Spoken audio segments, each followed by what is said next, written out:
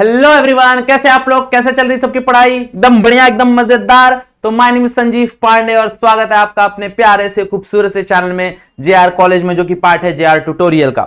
So we have started the topic that is dual nature of radiation and matter. और last lecture में हम लोग ने एक खत्म कर दिया था कहानी भाई। हम लोग ने मैटर का भी डुअल नेचर देख लिया था, हम लोग ने वेव का भी डुअल मतलब लाइट का भी डुअल नेचर देख लिया था, यस, और रेडिएशन का भी डुअल नेचर देखा था।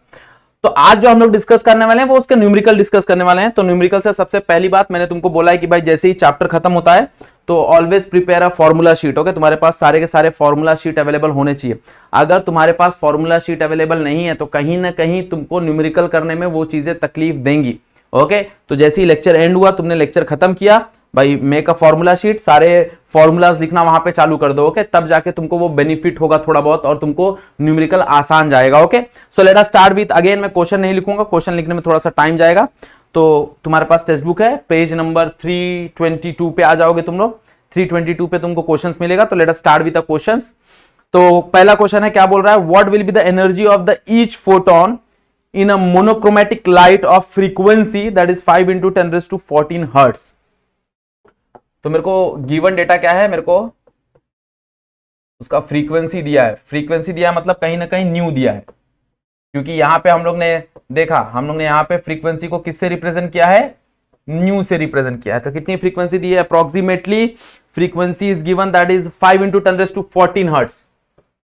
तो हमको दिया है 5 × 10⁻14 हर्ट्ज। और मेरे को एनर्जी कहीं ना कहीं पूछा है। तो मेरे ख्याल से सिंपल कहानी लगेगी, हमारे पास ऑलरेडी एक फॉर्मूला है। आइंस्टाइन ने ऑलरेडी एक एनर्जी इक्वेशन दिया था, तो वी नो दैट, हम लोग बोल सकते हैं that is E is equals to H nu. हाँ है ना भाई, E is equals to H nu, yes और no? H where H is the Planck constant. Planck constant का वैल्यू हमको पता है, दैट इज 6.63 × 10⁻34। और न्यू फ्रीक्वेंसी कितना है? That is 5 × 10⁻14। तो दिस इज कितना हो जाएगा? 34 और 14 मेरे ख्याल से -20। तो पावर हो जाएगा मेरा -20, है ना? और अगर इसको मल्टीप्लाई करूंगा तो मल्टीप्लाई पे कितना हो जाएगा? 5 3 15, 1 कैरी, 30 31 कैरी, 3 कैरी, तो 6 5 30 33, है ना? 33 हो जाएगा, 33.15 × 10⁻20 जूल। सिंपल है, आ गया।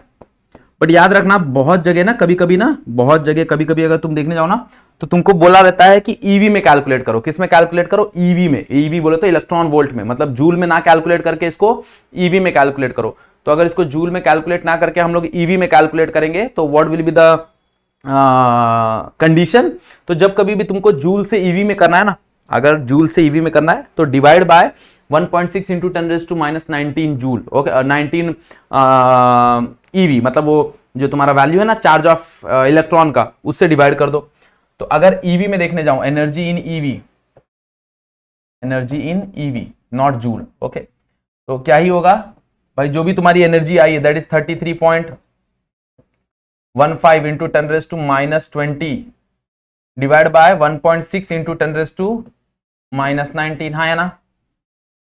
तो यहां पे क्या ही हम लोग लिख सकते हैं ना, दैट इज 3.315 × 10⁻19। एक जीरो इसको दे दिया हम लोग ने, यहां पे डेसिमल था, एक डेसिमल इसको दे दिया, तो दिस बिकम 3.3, दैट इज 1.6 × 10⁻19। मेरे ख्याल से दोनों पावर गया, 3.315 डिवाइड बाय 1.6, तो अप्रोक्सीमेटली 3.3 डिवाइड बाय अगर 6 करोगे तो 2 के आसपास आंसर आएगा, या सुनो? लगभग इसका डबल करोगे तो अप्रोक्सीमेटली 2 के आसपास आंसर आएगा। अप्रोक्सीमेटली तुम लोग कैलकुलेट करके देख लेना, मैं डायरेक्टली लिख देता हूँ 2 EV। तुम लोग एग्जैक्ट वैल्यू कैलकुलेट करना और मेरे को कमेंट सेक्शन में बताना कि भाई एग्जैक्ट वैल्यू कितना आ रहा है। मैं अप्रोक्सीमेटली देख रहा हूँ तो ऊपर 3.3 है और नीचे 1.5 1.6 है, तो आंसर लगभग 2 के आसपास आएगा। ओके, तो 2 EV के आसपास आंसर आएगा। ओके, ये कन्वर्ट करना है ईवी, याद रखना, जूल से ईवी। अगर मान लो किसी ने बोला कि भाई ईवी में दिया हुआ है और जूल में कन्वर्ट करना है, तो इसी वैल्यू को मल्टीप्लाई कर देना। इसी वैल्यू को क्या करना? मल्टीप्लाई कर देना। इंस्टेड ऑफ डिवाइड भाई मल्टीप्लाई कर देना, you will get the answer. Clear? बात समझ आ रही है एवरीवन? हाँ या ना? चलो आगे बढ़े। Next is question number 9।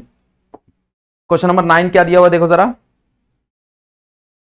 यहां पे याद रखना जनरली हम लोग ईवी में ही रखेंगे सारा चीज। ओके, क्वेश्चन नंबर 9 दिया था threshold wavelength of the tungsten is, तो मेरे को टंगस्टन का कुछ थ्रेशोल्ड वेवलेंथ दिया है। थ्रेशोल्ड जनरली हम लोग नॉट से रिप्रेजेंट करते हैं, तो टंगस्टन का मेरे को वेवलेंथ दिया है, that is lambda naught is equal to 2.67 into 10⁻⁻, कितना बोला है, 10⁻⁻5 centimetre, -5 centimetre.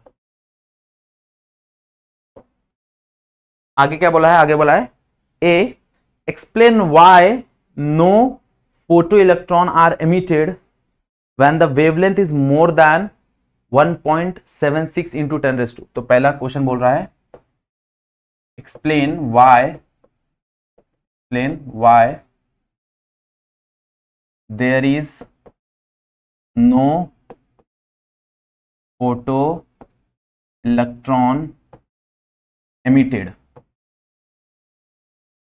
Okay, explain why there is no photoelectron emitted when your wavelength will be, क्या बोल रहा है, wavelength will be more than 2.767 into 10⁻⁻5 centimetre. Okay, ये पहला चीज बोल रहा है। तो पहले इसको एक एक करके ही सॉल्व करते हैं। पहला चीज पहले थोड़ा सा सॉल्व कर लेते हैं। देखो जरा, अब हमको एक चीज हमको पता है भाई, वी नो दैट कि कहीं ना कहीं अगर जो भी हमारा फ्रीक्वेंसी हम दे रहे हैं, एनर्जी की जो भी फ्रीक्वेंसी दे रहे हैं, वो हमेशा थ्रेशोल्ड फ्रीक्वेंसी से ज्यादा होनी चाहिए। हमको ये चीज पता है, यस और no? Okay, frequency of the given wave और frequency of the given radiation should be greater than the threshold frequency, yes और नो? एक मिनिमम फ्रीक्वेंसी का रिक्वायरमेंट था, हम लोग ने देखा था ये चीज।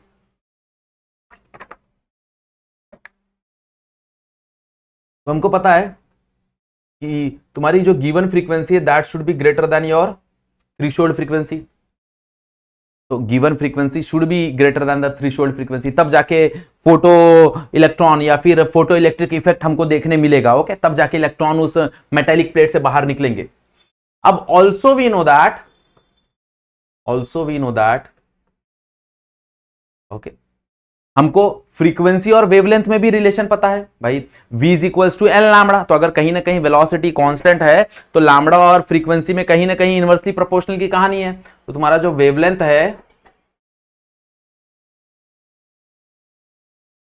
है should be inversely proportional to the frequency.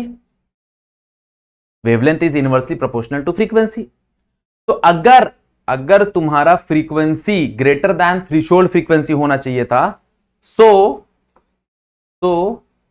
wavelength should be less than your threshold frequency, है ना? Wavelength should be less than your threshold frequency, yes or no? The given wavelength should be less than the threshold frequency.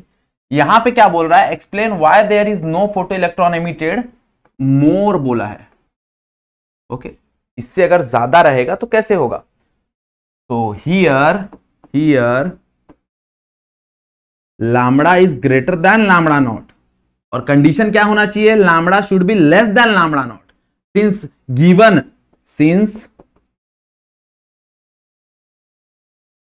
Given wave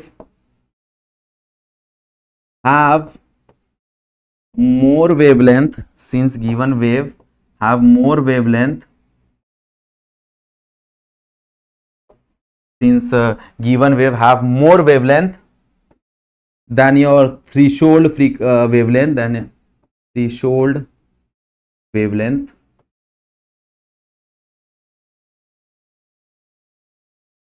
therefore there will be no emission, कोई भी emission नहीं होगा वहां पे। Okay, हाँ, यही अगर frequency के टर्म में गिवन होता तो फ्रीक्वेंसी में भाई ग्रेटर होना चाहिए था, बट वेवलेंथ के लिए वो लेस होना चाहिए। वेवलेंथ के लिए क्या होना चाहिए, लेस होना चाहिए। क्लियर, कहानी समझ में आ गया? पहला क्वेश्चन हम लोग ने भाई यही कहानी है तो आपको ने बता दिया। अब दूसरे क्वेश्चन की तरफ बढ़ते हैं, क्वेश्चन नंबर 2 की तरफ, दैट इज बी। बी क्या बोल रहा है? बी बोल रहा है what will be the maximum kinetic energy of the electron, ejected in each of the following cases। मतलब इसके अंदर भी केसेस है, मेरे को के मैक्स बताना है, इसका आंसर मेरे को बताना है। ओके, उसमें भी ऑप्शन है, मतलब उसमें भी ये है, दैट इज पहला बोला है, पहला क्या बोला है, पहला बोला है कि if the radiation have wavelength, उसके पास वेवलेंथ दिया है, मतलब पहला मेरे को लैम्बडा दिया है, कितना लैम्बडा दिया है, दैट इज 1.5 इंटू 10⁻⁻⁵ सेंटीमीटर। पहले कंडीशन में को वेवलेंथ दिया है, दैट इज 1.5 नहीं 1.8। सेकंड कंडीशन में क्या बोला है मेरे को, सेकंड कंडीशन में मेरे को बोला है कि भाई फ्रीक्वेंसी है कुछ तो 4 इंटू 10⁻15 हर्ट्स, तो frequency is given that is 4 into 10⁻15 hertz. दोनों सिचुएशन में मेरे को काइनेटिक एनर्जी मैक्सिमम का वैल्यू निकालना है, दोनों सिचुएशन में मेरे को काइनेटिक एनर्जी मैक्सिमम का वैल्यू निकालना है। चलो, तो ए वाला तो आपने देख लिया, अब बी वाले पे अपन डिस्कशन करते हैं। तो बी के लिए, बी का फर्स्ट चेक करते हैं, बी का पहला। अब के मैक्स का मेरे को फॉर्मूला पता है, के मैक्स का फॉर्मूला होता है that is H nu minus phi naught. मेरे को पता है ना भाई, के मैक्स का कहीं ना कहीं फॉर्मूला हम लोग ने पढ़ा हुआ है ये चीज, H nu minus phi naught. But पहले वाले सिचुएशन में हमको फ्रीक्वेंसी ना देके हमको वेवलेंथ दिया हुआ है, तो वेवलेंथ दिया हुआ है तो इसको हम लोग वेवलेंथ के फॉर्म में भी लिख सकते हैं। यस और नो, हम लोग ने पढ़ा है ये चीज, that is H C by lambda. Frequency can be written as velocity divide by lambda, है ना। अब यहाँ पे देखो, सो फाई नॉट को भी क्या लिख सकते हो, फाई नॉट को भी कहीं ना कहीं लिख सकते हो ना, that is phi naught is nothing but तुम्हारा थ्रीशोल्ड। थ्रीशोल्ड की कहानी क्या हो जाएगी, लैम्बडा नॉट, ये हो जाएगा ना थ्रीशोल्ड की कहानी। भाई थ्रीशोल्ड का वेवलेंथ अपने को दिया हुआ है, this is the threshold wavelength, this is the threshold wavelength, ये कहानी अपने को दी हुई है। तो यहाँ पे अपन बोल सकता है कि एच सी बाहर आ जाएगा, अंदर बचेगा 1 by lambda minus 1 by lambda naught. Okay, H C का मल्टीप्लीकेशन शायद तक तुम लोग याद कर लेना, मैं तुमको बता देता हूं ये, क्योंकि काम आता है, बहुत जगह काम आता है। तो H होता है तुम्हारा, अगर हम देखने जाएगा सब्स्टिट्यूट करके तुमको बताऊं, H होता है दैट इज 6.63 इंटू 10⁻, तुम्हारा क्या हो गया -34, और इंटू ये होता है तुम्हारा 3 इंटू 10⁸ अप्रोक्सीमेटली, -34 है ये, -34 बराबर।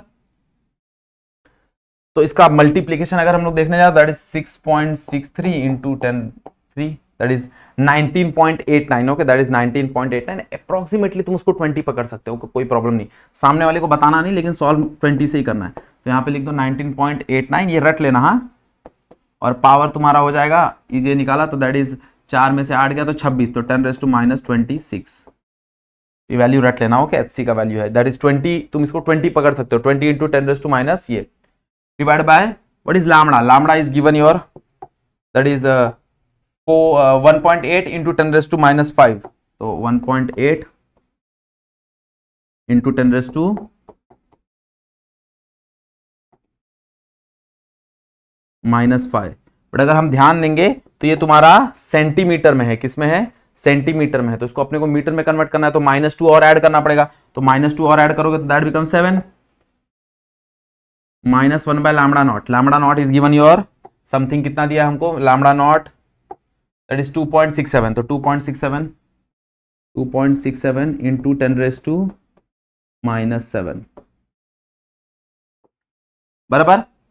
तो 10⁻⁻7 10⁻⁻7 बाहर आ जाएगा, तो यहाँ पे अप्रोक्सीमेटली इसको 20 लेके चलो। हाँ, लिखो इसको 90 नहीं, इसको लिखो 90 नहीं, बट इसको लेके चलो 20, याद रखना, मतलब उसको जब सॉल्व करोगे तो 20, तो 10⁻⁻7 बाहर आ गया, है ना, और अंदर क्या बचेगा, that is 1 by 1.8 minus 1 divide by 2.67 बराबर।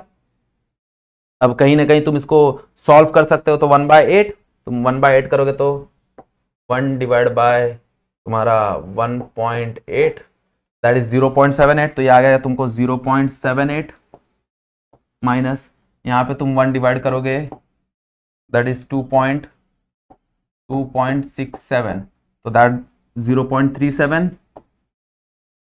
बराबर। और यहाँ पे ये पावर कट जाएगा, पावर कट के क्या मिलेगा तुमको 19, तो यहाँ पे 19.89 इंटू 10⁻⁻19 बराबर।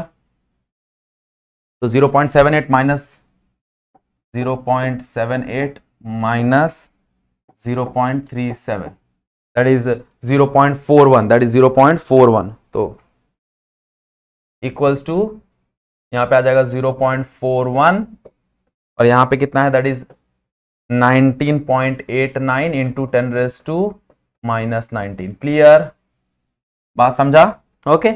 अब अप्रोक्सीमेटली मैंने तुमको बोला भाई ये कितना हो जाएगा, ये हो जाएगा 20 इंटू तुम 4 कर दोगे तो 20 इंटू 4 कर दोगे तो 28, अप्रोक्सीमेटली लगभग 8 इंटू 10⁻⁻19 जूल आ जाएगा। और इसको अगर 1.6 इंटू 10⁻⁻19 से डिवाइड कर दोगे तो तुम्हारा आंसर ईवी में आ जाएगा। किस में आ जाएगा, ईवी में आ जाएगा। तो 8 डिवाइड बाय 1.6 कर दोगे तो लगभग तुम्हारा आंसर ये वंजा, ये लगभग यहाँ पे हो जाएगा 10 ऊपर 80 और 16 मेरे ख्याल से 5 आंसर आएगा, लगभग 5 ईवी के आसपास आंसर आएगा। ओके, अप्रोक्सीमेटली, एग्जैक्टली नहीं है, लगभग 5 ईवी के आसपास आंसर आएगा। अगर चेक करूँ तो बुक में 2.5 आ रहा है, कुछ गलती किया क्या? 80 16 से 5 80 बराबर ही तो आएगा, सेम ही तो आएगा। एक बार चेक कर लेना तुम लोग। यहाँ पे मल्टीप्लाई किया है 6.3, हाँ बराबर है। यहाँ माइनस लिया, इसको पीछे लिया, इसको माइनस करके 0.4 आ रहा। 0.4 इंटू अगर 20 करूँ तो लगभग क्या आएगा, कैलसी कहाँ गया, कैलसी कैलकुलेटर, दैट इज 19.89 इंटू तुम्हारा 0.4 के आसपास, लगभग 7.9 आ रहा है। देखो जैसे मैंने 7.9 की जगह मैंने 8 ले लिया बराबर।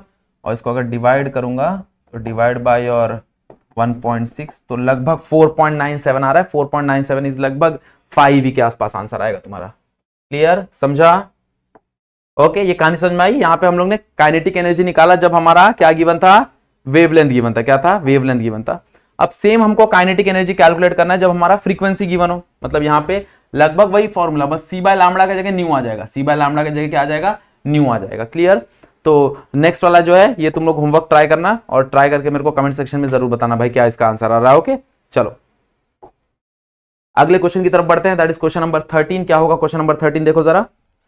तो बोला है calculate the wavelength associated with an electron and it's momentum and speed. तो मेरे को वेवलेंथ निकालना है, मोमेंटम निकालना है और स्पीड निकालना है। ओके, तो कंडीशन है, 2 कंडीशन है। तो सबसे पहले एक कंडीशन की तरफ जाते हैं, ए वाला 13 का एक कंडीशन देखते हैं। एक कंडीशन क्या बोला है, when it is accelerated through a potential of 54 volt. Voltage दिया हुआ मेरे को 54 वोल्ट। तो 54 वोल्ट पे मेरे को क्या निकालना है, मेरे को वेवलेंथ निकालना है, मतलब मेरे को डी ब्रॉगली वेवलेंथ निकालना है, दैट इज लैम्बडा। मेरे को उसका मोमेंटम निकालना है, मतलब मेरे को कहीं ना कहीं उसका पी निकालना है।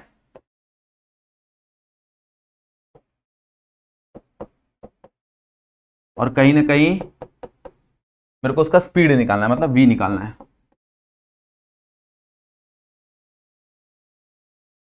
चलो, तो इलेक्ट्रॉन बोला है मेरे ख्याल से, यस और नो?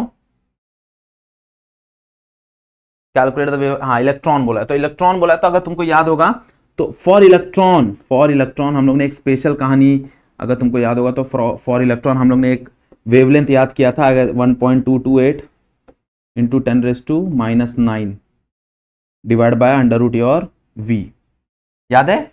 हम लोग ने अप्रोक्सीमेटली ये कैलकुलेशन सॉल्व किया था। कहाँ सॉल्व किया था मालूम है?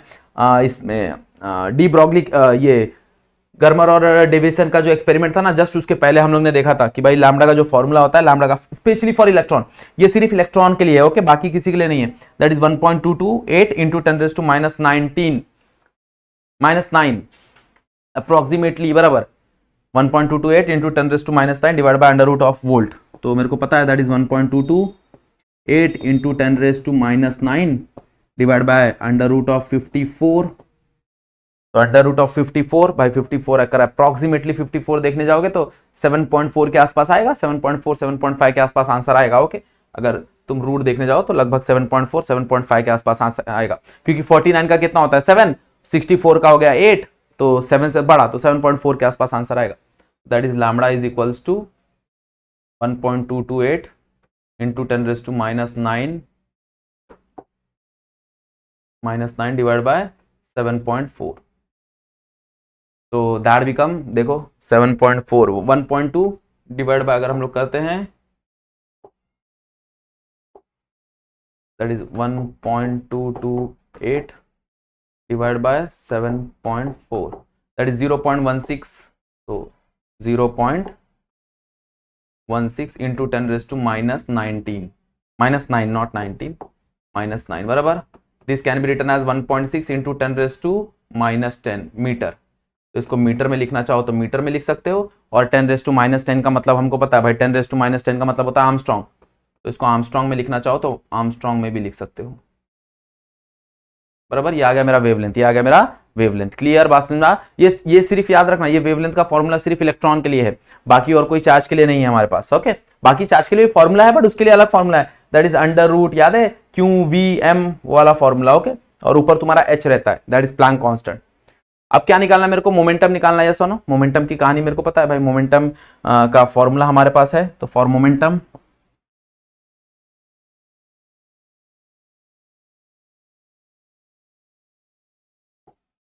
तो तुम लोग डी ब्रॉगली का हाइपोथेसिस यूज कर सकते हो। व्हाट इज डी ब्रॉगली का hypothesis? That is lambda is equals to H/P। तो इसको हम लोग ऐसे भी लिख सकते हैं, P को इस तरफ ले लो और लैम्बडा को इस तरफ ले लो, कहानी खत्म। तो P is equals to H/λ। अब हमने दोनों चीज निकाला हुआ है, H अपने पास है, दैट इज 6.63, 6.6 लिया तो भी चलेगा, इंटू 10⁻34 इंटू तुम्हारा sorry into divide by lambda. Lambda तुमने कितना निकाला? That is 1.6 into 10⁻10। तो ये कट होगा, -34 -10 दैट बिकम -24, और 66 डिवाइड बाय 1.6 करोगे तो 66 डिवाइड बाय 1.6 अप्रोक्सीमेटली देख लो। मैं कैलसी यूज कर रहा हूं, तुम लोग मत करना, याद रखना। तुम लोग बोलोगे सर हम लोग भी यूज करेंगे, ना ना ना, 4.1 के आसपास आएगा, दैट इज 4.12 इंटू 10⁻24 मोमेंटम है। मोमेंटम बोले तो kg मीटर पर सेकेंड, ऐसा नो यूनिट आ जाएगा kg metre per second, that is 4.12 into 10⁻24 kg metre per second. Yes और नो, चेक कर लो। ठीक है, बढ़िया है ना, समझा कहानी? ये मोमेंटम आ गया। अपने को क्या चाहिए? स्पीड चाहिए। तो स्पीड के लिए अपने पास अगेन फॉर्मूला फॉर स्पीड। अब स्पीड के लिए 2-3 फॉर्मूला, एक तो मोमेंटम का ही फॉर्मूला है F mv। Okay, p is equals to mv होता है, तो यहां से स्पीड क्या मिलेगा? That is speed will be your momentum divide by mass, तो v is equals to p divide by m। p हमने निकाला है, that is 4.12 into 10⁻24 divide by mass. Mass of electron हमको पता है, दैट इज 9.1 इंटू 10⁻31 बराबर। 24 और -31 गया -7, -7 ऊपर चला जाएगा +7, और 4.12 डिवाइड बाय मतलब 41 डिवाइड बाय अगर करेंगे 41 डिवाइड बाय 9, तो 41 divide by 9 that is approximately कितना हो जाएगा? 36 डिवाइड करेंगे तो 36 डिवाइड करेंगे तो अपने को आ जाएगा 4, तो 41 डिवाइड बाय करेंगे तो कितना हो जाएगा? अप्रोक्सीमेटली 4.3 के आसपास आंसर आएगा। तो 4.3 इंटू 10⁻1 पावर यहाँ से कम हो जाएगा, हाँ याद रखना, क्योंकि मैंने इसको 41 बना दिया था ना, तो यहाँ से पावर हो जाएगा 6 metre per second. So that is 4.3 into 10⁻6 metre per second, that is 4.3 into 10⁻6 metre per second. Clear बात में आ गई एवरीवन? सिंपल कहानी।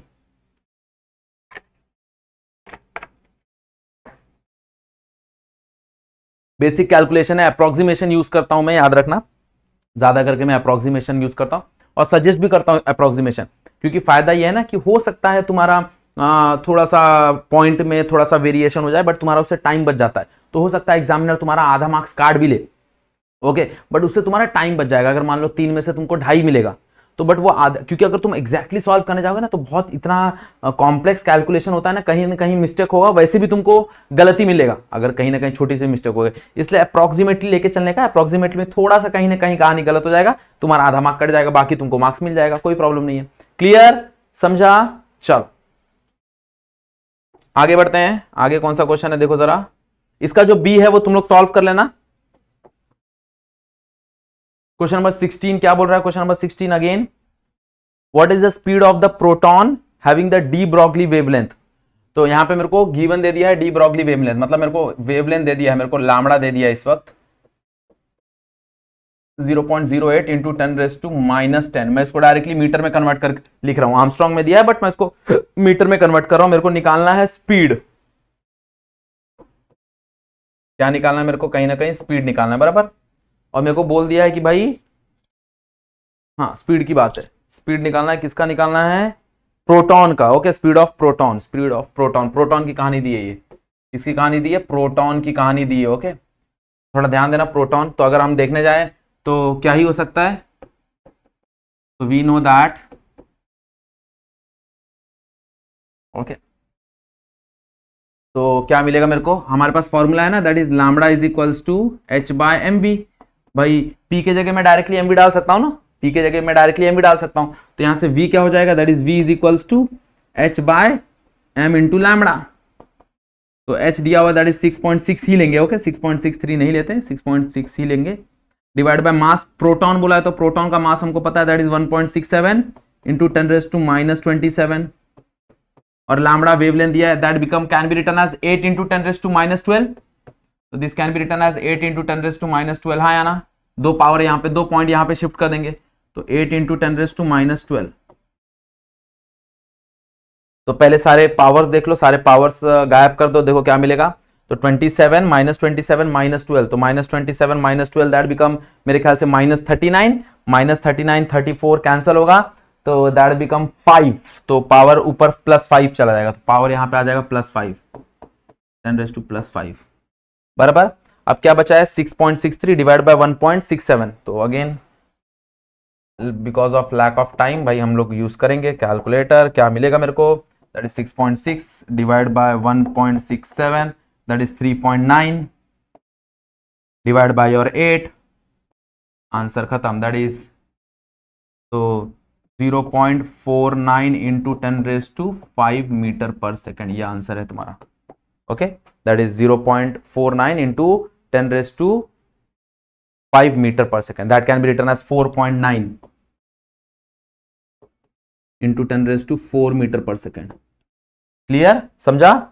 ओके, कैलकुलेशन वाला पार्ट वो तुम्हारे लिए है भाई, कैलकुलेशन तुमको कहीं ना कहीं करना पड़ेगा, मल्टीप्लीकेशन डिवीजन कहीं ना कहीं वो तुम्हारा पार्ट है, खाली यहां से यहां तक मेरा पार्ट है, सब्स्टिट्यूशन हुआ, इसके बाद तो बेसिक तुम्हारा कैलकुलेशन है। ओके, याद रखना, समझा, इजी क्वेश्चन अगेन। ओके, चलो अगले क्वेश्चन की तरफ बढ़ेंगे, दैट इज क्वेश्चन नंबर 17 की तरफ। अगर हम लोग बढ़े तो क्वेश्चन नंबर 17 की तरफ क्या हो जाएगा, देखो जरा, तो क्वेश्चन नंबर 17 क्या दिया है, क्वेश्चन नंबर 17 में, in a nuclear reactor neutron travel with energy. Okay, neutron है वो एक एनर्जी से ट्रैवल कर रहा है, that is 5 into 10⁻⁻21, find its speed and wavelength. तो मेरे को स्पीड और वेवलेंथ निकालना है कहीं ना कहीं, तो देखो जरा, अब एनर्जी दिया है मेरे को, तो एनर्जी कितना दिया है, दैट इज गिवन डेटा ले लो, 5 इंटू 10⁻21, तो 5 इंटू 10⁻21 जूल, ये मेरे को गिवन डेटा है, बराबर। एनर्जी मेरे को कहीं ना कहीं दिया हुआ है, एनर्जी मेरे को बोल रहा है उसका स्पीड और वेवलेंथ निकालना है, तो वेवलेंथ निकालना है मेरे को, मतलब कहीं ना कहीं लैम्बडा निकालना है और स्पीड निकालना है, बराबर। चलो, तो वेवलेंथ और स्पीड की बात हो रही है, तो सबसे पहले एनर्जी दिया है, तो हम लोग ये वाला फॉर्मूला ले सकते हैं ना, that is energy is equals to H C by lambda, है ना, एच न्यू होता है, और न्यू के जगह अपन एच सी बाय लैम्बडा लिख सकते हैं कहीं ना कहीं, तो यहां से लैम्बडा इधर लेके आ जाओ, that is H C by energy हो जाएगा, एच का formula that is value -34, C का वैल्यू तुमको that is your 3 into 10⁸ divide by energy, energy कितना दिया, दैट इज 5 इंटू 10⁻⁻21 जूल, है ना। ये मैंने तुमको बताया भाई, अप्रोक्सीमेटली तुम्हारा आंसर कितना आएगा, अगर एचसी रहेगा तो 20 के आसपास आंसर आएगा, तो ऊपर आ जाएगा तुम्हारा 20, 19 पॉइंट समथिंग आ रहा था, 19.89 के आसपास आ रहा था, दैट इज 20। और पावर अगर हम लोग देखने जाए तो पावर कितना हो जाएगा, टोटल पावर निकालो, तो टोटल पावर कितना हो जाएगा, 21 में से अगर मैं 34 हटा दूं, तो 21 में से 34 हटा दूं तो कितना बचा, 9 इधर 4 इधर, दैट इज 13, -13 में से 8 चला गया, तो -13 में से 8 चला गया, तो मेरे ख्याल से 5 बचा, ये बचा मेरा 5, है ना, +5 -5, वापस एक बार देख लो, 34 ये गया, तो ये कटा यहां पे बचा 10⁻⁻13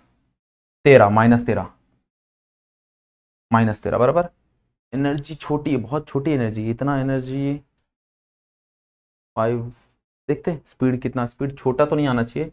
हाँ वेवलेंथ निकाल रहे, वेवलेंथ आ सकता है बराबर, वेवलेंथ निकाल रहा है, मेरे को लगा स्पीड निकाल रहा है। ये हो जाएगा -13 और 8 चला गया, तो -13 में से 8 चला जाएगा तो कितना बच जाएगा, हाँ 2 इधर 5 बराबर, -5 बचेगा, -5 ओके। और ऊपर इसका अप्रोक्सीमेशन 20 होता है, 20 डिवाइड बाय लगभग 5, तो 20 डिवाइड बाय 5 लगभग 4 के आसपास आंसर आएगा मीटर बराबर। 4 × 10⁻⁵ मीटर, लगभग 4 × 10⁻⁵ मीटर के आसपास आंसर आएगा अगर हम लोग देखने जाए तो, है ना। ओके ये कहानी है तुम्हारी एनर्जी की, यहाँ से एनर्जी दिया है अपने को। अच्छा काइनेटिक एनर्जी बोला है क्या, हाँ काइनेटिक एनर्जी बोला है, ½ mv² वाली कहानी आएगी, माय बैड सॉरी ओके, थोड़ी सी कहानी गड़बड़ हो गई। ये ट्रैवलिंग एनर्जी बोला है, तो ये तुम्हारा फोटोन की एनर्जी नहीं है, तो कहीं ना कहीं काइनेटिक एनर्जी ½ mv वाला कहानी आएगा, माय बैड थोड़ा सा गलती हो गया। वी नो दैट, तो सबसे पहले काइनेटिक एनर्जी गिवन है, ये तुम्हारा काइनेटिक एनर्जी ½ mv² हो जाएगा।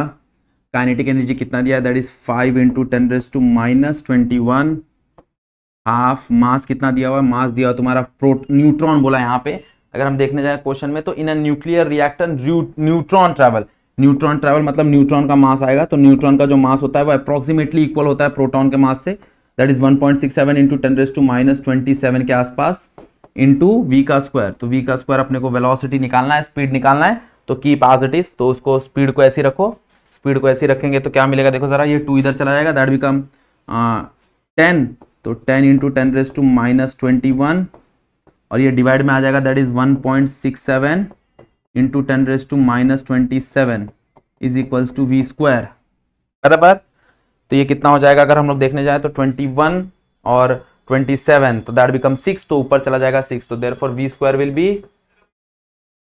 दैट इज 10⁻6 और 10 से 1.6 को डिवाइड करेंगे तो लगभग कितना होगा, 10 से 1.6 लगभग 1.5 अगर पकड़ता हूं तो 1.5 पकड़ूंगा तो कितने में आएगा, 1.5 2 में जाएगा तुम्हारा 6 के आसपास, तो 6 से थोड़ा छोटा 5 के आसपास लगभग आंसर आएगा तुम्हारा 10 डिवाइड बाय 1.67 लगभग 10 डिवाइड बाय 1.67 लगभग 5.9 ओके, लगभग 5.9, तो 6 के आसपास आंसर आया तुम्हारा, ये हो गया 6, अपन 6 ही ले लेते ओके, एग्जैक्टली उसको 6 ले लेते। अब इसका रूट लेंगे, तो इसका रूट लेंगे तो ये इसका पावर आधा हो जाता है, तो पावर हो जाएगा तुम्हारा 3, और 6 का रूट, अगर 4 का रूट लोगे तो 2, तो 6 का रूट लगभग 2 से थोड़ा बड़ा, तो 2.4 के आसपास आ जाएगा, तो 2.4 × 10⁻³ मीटर पर सेकेंड, यस और नो, तो 2.4 यस 2.45 है अपन 2.4 × 10⁻³ मीटर पर सेकेंड, ये आ गया।